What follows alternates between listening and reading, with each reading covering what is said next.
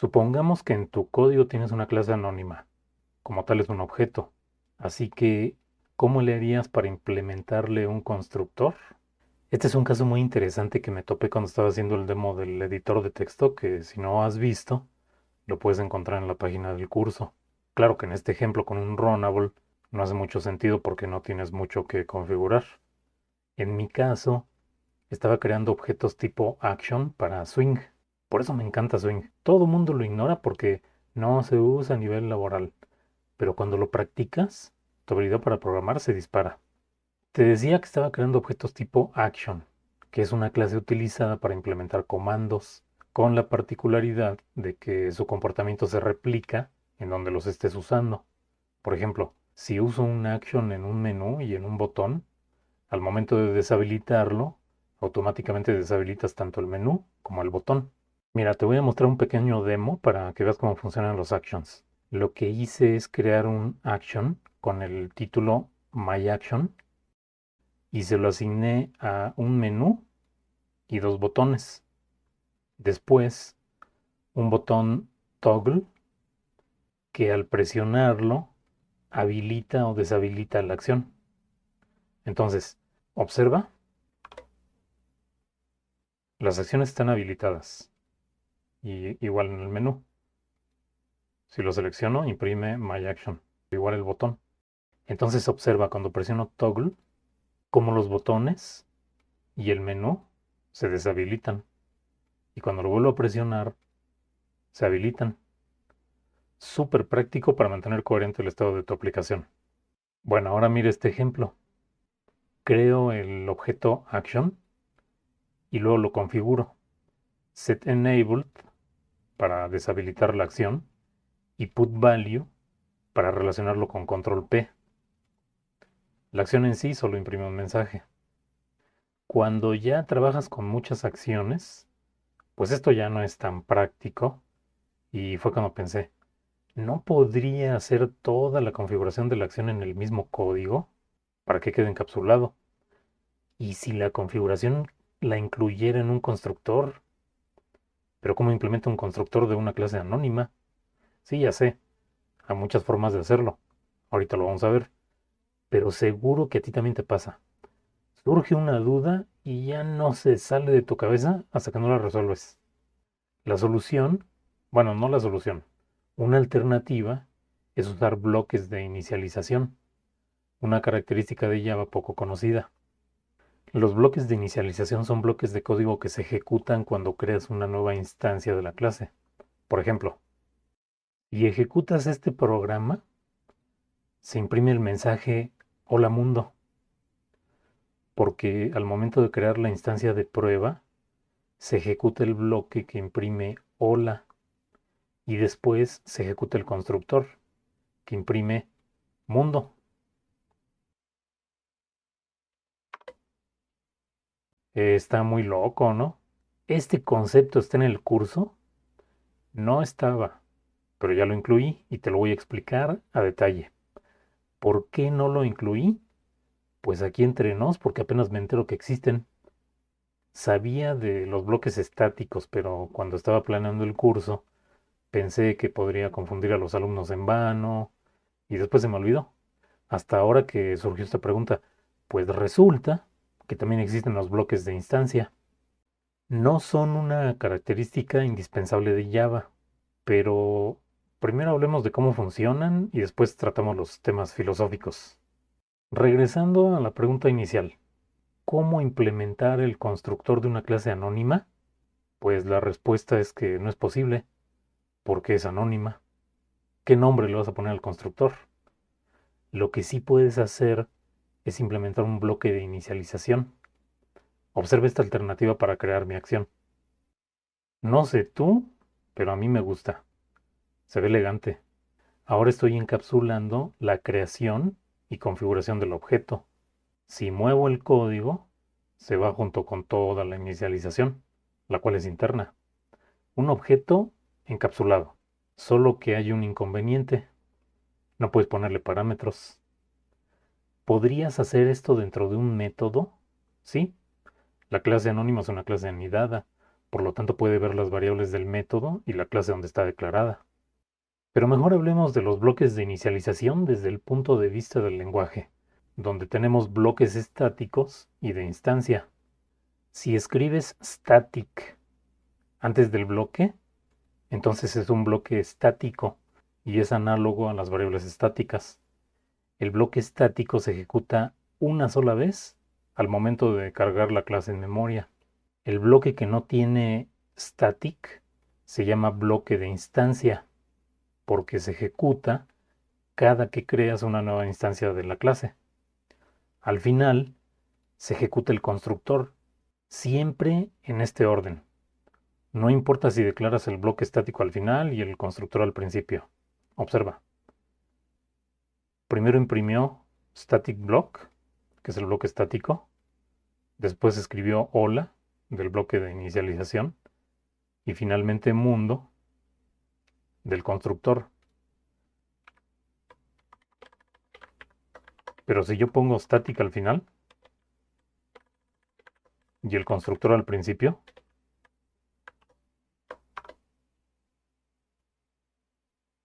¿te fijas? El mismo orden. También es posible escribir múltiples bloques y se ejecutan en el orden en que están declarados. Primero todos los bloques estáticos, después todos los bloques de instancia y finalmente el constructor.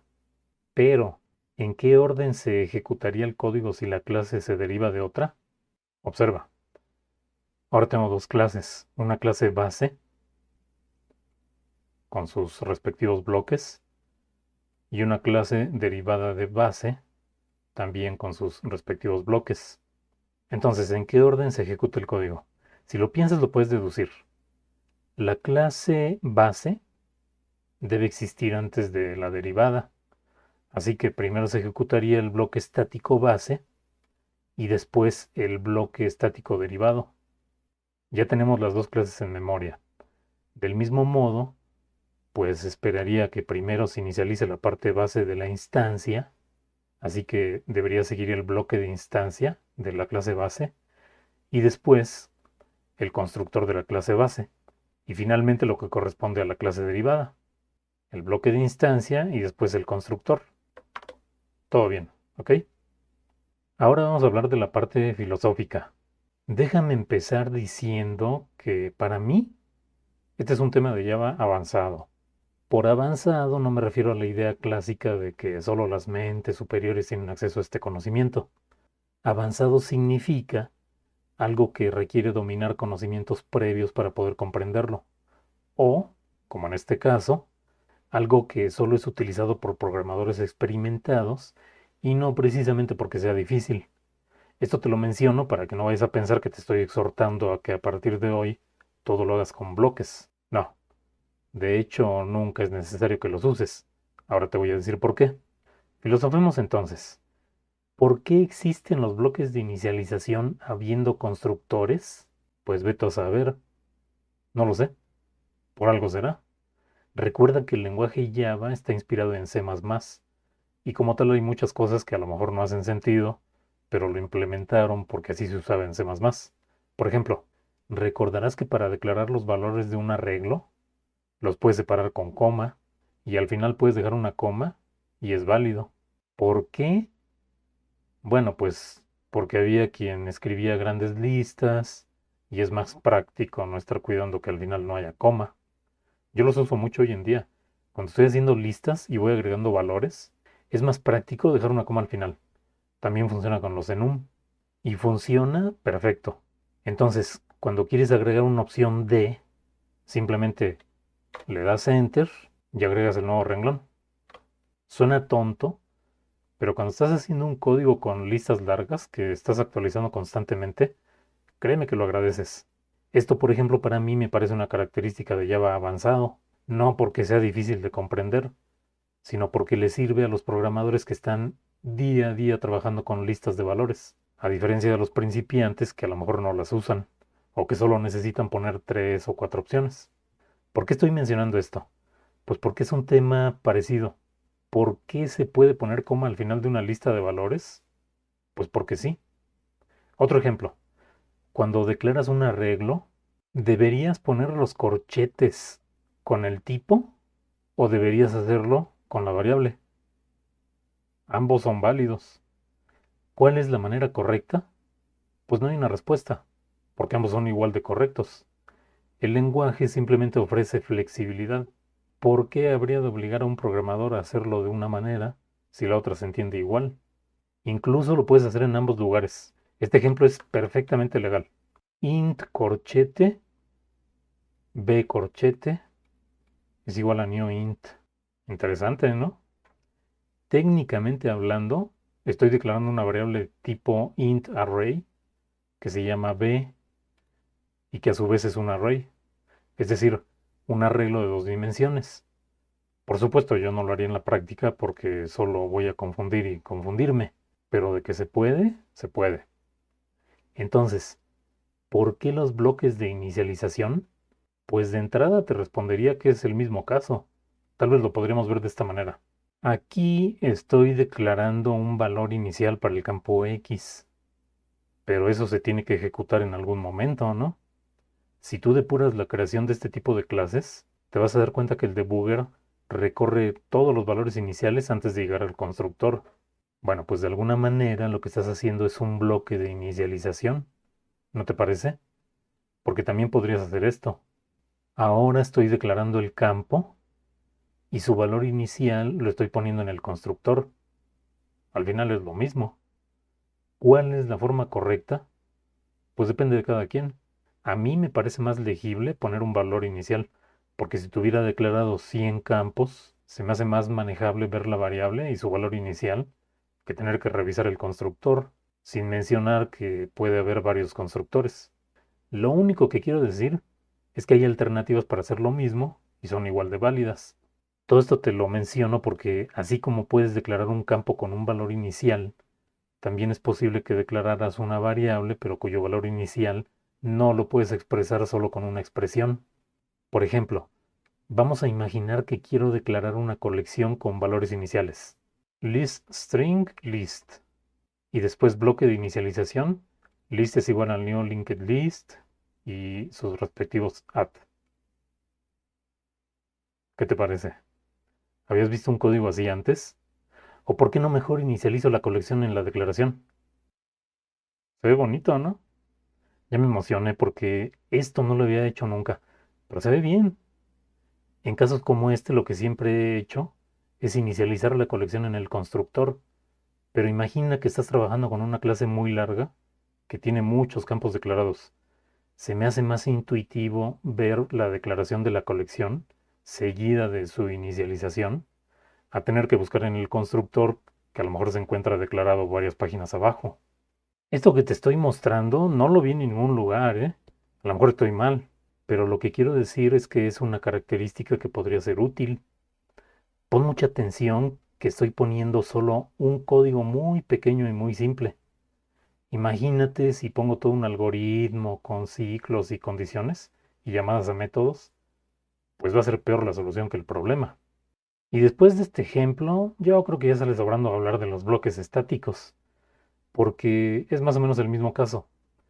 Tal vez los bloques estáticos tienen más sentido porque formalmente no existe un lugar para el código que se podría ejecutar cuando una clase es cargada en memoria. ¿Cuándo se usaría un bloque estático de inicialización? Bueno, de entrada, este es un código que se ejecutaría al momento de cargar la clase en memoria, no cuando estás creando una instancia. Se me ocurre que tuvieras una clase que proporciona alguna imagen. Entonces podrías hacer algo como esto. A lo mejor la imagen se lee de disco o quizá en este momento la dibujas y guardas el resultado. El caso es que en cualquier momento que llames a getImage vas a obtener una imagen válida. Por supuesto, también podrías agregar un if al método getImage y ahorrarte el bloque de inicialización. Si image es null, entonces la inicializo antes de devolverla.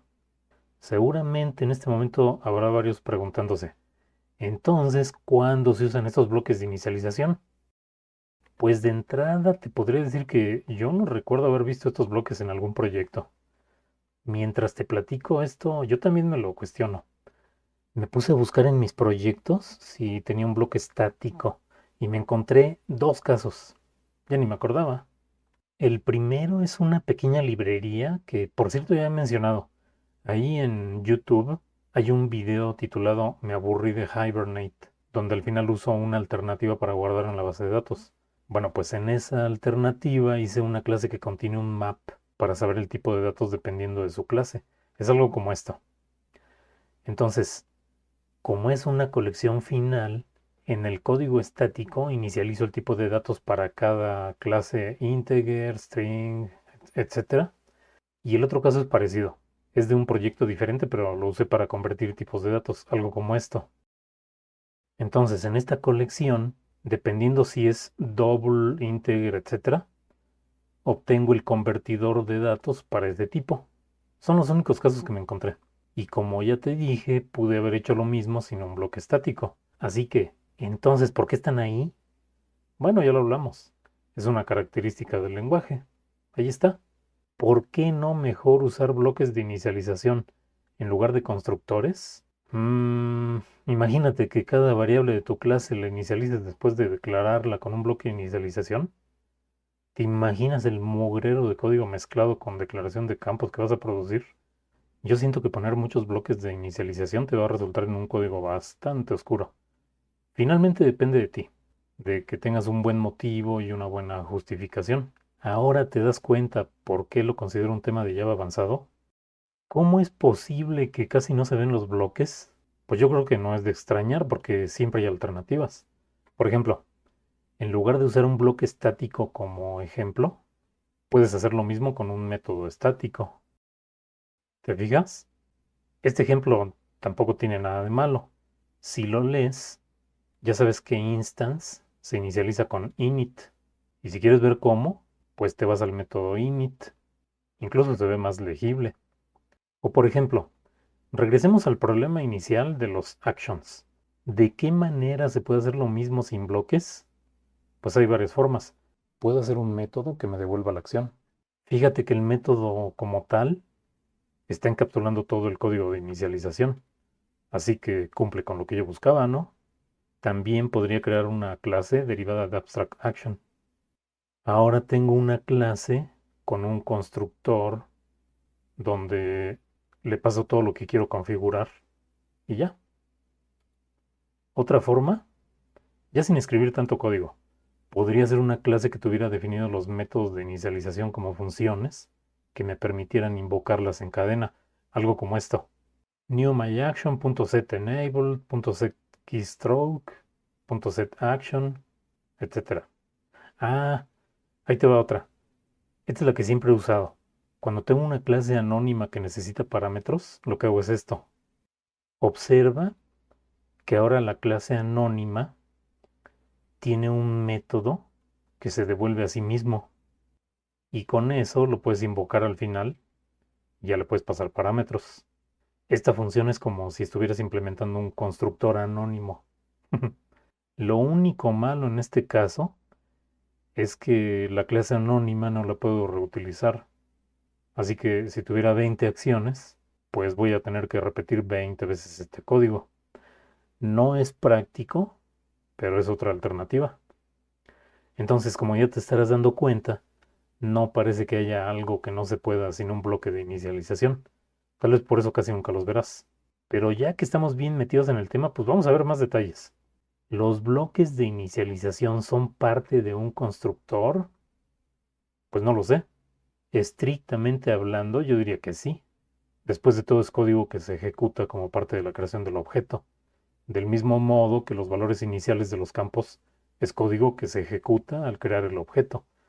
Así que tal vez podríamos decir que formalmente hablando, el constructor está formado por la inicialización de campos más los bloques de inicialización más el método constructor. Esto te lo estoy diciendo por lógica, pero mira este ejemplo. Te va a dar una pista de los constructores y bloques. El mismo ejemplo de imprimir hola con el bloque y mundo con el constructor. Nada del otro mundo. Pero, ¿qué pasaría si mi bloque de inicialización arrojara una excepción? Mira, si 1 igual a 1, throw new, exception. ¿Ya viste? No compila porque dice que tengo que declarar que el bloque arroja una excepción. Pero esto no se puede hacer. Ni modo que ponga bloque throws exception. Ahora observa esto. Te va a encantar. Mira qué sucede si declaro que el constructor arroja una excepción. El error desaparece. Obviamente lo tengo que declarar en main. No sé tú, pero esto es lo más disparatado que he visto en Java. ¿Te das cuenta? Con este ejemplo, para mí es claro que los bloques de inicialización indirectamente forman parte del constructor. Y ya que estamos profundizando, ¿qué hay de un valor inicial que arroje una excepción?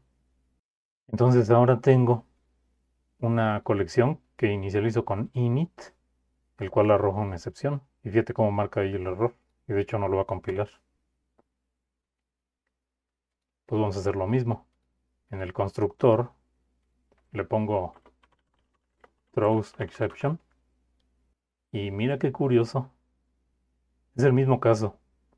Si el método arroja una excepción y lo estás usando para inicializar una variable, el error se quita declarando la excepción en el constructor. Todos los días aprende algo nuevo, ¿eh? Si me preguntas, y por lo que hemos visto, pues yo creo que podríamos decir que los valores iniciales de una clase en realidad es como si formaran un bloque de inicialización. ¿Estás de acuerdo? Y si te preguntas sobre un bloque estático que arroje una excepción, pues ahí sí no creo que se pueda, porque si es estático, no hay un constructor involucrado, porque el código se ejecuta cuando la clase se carga en memoria. Además, no es del todo claro cuándo esto sucederá. Basta que la JVM cargue la clase en memoria, lo podría hacer Java solito, o podría pasar si usas class.forName o cuando hagas new. Esto está interesante, vamos a hacer un ejemplo. Entonces, tengo una clase static block demo 1 con un bloque estático de inicialización para saber cuándo se carga en memoria. Y luego un static block demo 2 a la cual le declaré un static block demo 1 para que, pues para que la cargue, ¿no? New static block demo 2.test. Y de hecho hago referencia a ella, mira. Si demo 1 igual a null, imprimo que es null. Vamos a ver. Fíjate qué eficiente es Java. Yo pensaba que por el simple hecho de declarar demo 1 se iba a cargar esta clase en memoria, pero no. Lo sé porque no imprimió este mensaje. El punto que quería tocar es que como no sabes cuál de todas tus clases invocará a la que tiene un bloque estático, pues no puedes anticipar la excepción. Así que tu única alternativa es manejar la excepción dentro del bloque estático de código, lo cual no me parece ideal porque si se produce una excepción, pues en este momento te encuentras en el limbo.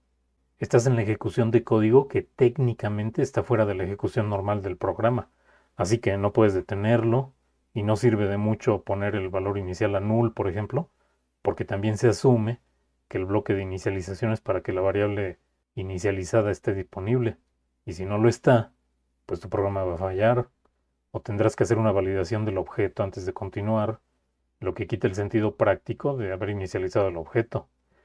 Esto sin mencionar que pues no tienes forma de reportar la excepción porque si estás en un ambiente de ventanas, pues en este momento no puedes hacer uso de ellas para mostrar tu mensaje. Si estás en una página web, seguramente el error se presentaría cuando tu aplicación está iniciando, o sea que no hay ningún usuario consultándola. Así que, ¿a quién se lo reportas? Solamente al administrador. Bueno, a lo que quiero llegar es que si tuvieras un bloque estático de inicialización que arroje una excepción, probablemente será mejor que lo hagas en otro lugar, dentro de la ejecución normal de tu programa. Para terminar, ¿alguna vez has escuchado del operador de doble llave para inicializar una colección en Java? Bueno, seguramente sí, porque ya publiqué un video breve en YouTube con este tema. Pero ahora que conoces estos conceptos, no vas a caer en la trampa. En realidad no existe un operador de doble llave. Lo que están haciendo es crear una clase anónima con un bloque de inicialización. Claro que si lo escriben de esta manera y desconoces esta característica del lenguaje, pues vas a creer que existe un operador de doble llave. De hecho, se ve interesante que solo invocas al método add. No tienes que hacer referencia a list porque el bloque está dentro de la clase. Se ve cómodo, ¿no? Solo hay un detalle que debes tomar en cuenta si usas ejemplos como este. Lo que estás haciendo es crear una clase anónima y recordemos que una clase anónima tiene acceso a los métodos y campos de la clase donde está definida. Esto significa que la clase anónima tiene una referencia implícita a su padre y si la usas en otros objetos, también estás manteniendo la referencia al objeto que lo creó y por supuesto nunca se va a liberar de memoria. Así que normalmente no es buena idea. Y digo normalmente porque tampoco lo vais a ver como un tabú. Prohibido hacer esto. Hay casos que puede aplicar y casos que no. Depende de ti. Lo importante es que decidas sabiendo perfectamente cómo funciona. Mira, te lo voy a poner de esta manera para que se vea más claro el problema. Se ve muy bonito, compacto, pero recuerda que en realidad getList genera un objeto tipo list como una clase anónima y por lo tanto con una referencia implícita a la instancia de test. ¿Te fijas? Este es un objeto sencillo, pero sí te puede traer problemas en programas más complejos. Compara este ejemplo con este donde también inicialicé una colección. Aquí hago referencia a list en el bloque de inicialización a nivel de la clase prueba, mientras que el segundo es un bloque de inicialización de la clase anónima ArrayList. ¿Te fijas? Por eso es que en el segundo ejemplo solo pongo add, porque como estoy dentro de la clase, no tengo que hacer referencia a la variable. Lo voy a poner de esta manera para que notes la diferencia. Entonces checa esto. La clase A crea una instancia de linked list y después hay un bloque de inicialización que le agrega elementos, mientras que la clase B crea una clase anónima derivada de linked list y ejecuta su bloque de inicialización. La diferencia entre estas dos clases es que el list de la clase A es un objeto linked list normal, mientras que en la clase B es un objeto derivado del linked list con una referencia implícita al objeto B que la creó, por tratarse de una clase anidada. Qué locura, ¿no? El primer ejemplo no hay referencia al objeto que lo creó, pero en el segundo, sí. También observa este detallito. En la clase B tengo que crear el linked list especificando el parámetro de tipo, mientras que en la clase A lo puedo omitir. Esto porque estoy usando la sintaxis de Java 8. Si te fijas en tu editor, en mi caso NetBeans, cuando pones el operador diamante, te dice que no se permite en clases anónimas si estás usando la sintaxis de Java 8, pero se soporta a partir de Java 9. Observa. Properties, le pongo que quiero que el formato sea JDK9 y ahora sí se soporta. Y con respecto a la pregunta, ¿es mejor esta técnica para inicializar colecciones? Mi opinión es que normalmente no. Pero no quiero decirte es mejor o es peor. Mejor pongo en la mesa su funcionamiento e implicaciones. Y tú decide si es mejor para ti. Primero que nada, ya dijimos que en realidad este código se trata de una clase anónima con un bloque de inicialización. Y como toda clase anónima, al momento de compilar, se va a generar su respectivo archivo .class. Y lo primero que piensa uno es, uy no, se está creando una clase extra que se tiene que cargar en memoria y por lo tanto es muy ineficiente. Y sí, al compilarlo se va a crear una clase anónima extra. Pero que sea ineficiente, pues eso depende. Si se trata de un código que se usa pocas veces, pues qué importa si gasta un nanosegundo de más. Pero si se trata de un código medular que tiene que ser lo más rápido posible, seguramente es una mala idea. Si estás haciendo un programita para probar alguna funcionalidad, o vamos a decir que son pruebas unitarias, ¿a quién le importa si es eficiente? No lo vas a usar en producción. O por ejemplo, vamos a suponer que trabajas en un equipo de trabajo grande y a cada rato te están buscando para que les expliques esa parte del código porque no se entiende, o peor aún, porque ya se les olvidó y prefieren preguntarte que leer la documentación. Imagínate entonces que cambias tu código a algo como esto y se hace tan claro y obvio que a partir de entonces te dejan de preguntar y puedes continuar con lo tuyo. Pues adelante, con tal de que te dejen trabajar. ¿Se entiende el punto? Ya te mostré a detalle cómo funcionan los bloques de inicialización. Si eres principiante, te puedo decir que rara vez los he usado. Y ya te mostré que hay muchas formas de hacer lo mismo. No vale la pena hacer un código confuso. Si eres experimentado, pues tú sabrás si te conviene. Personalmente a mí me gusta este concepto por el interés en el lenguaje. Y por si alguna vez me llegara a encontrar el código de esta manera, pues ya sé cómo interpretarlo. Pero nada más.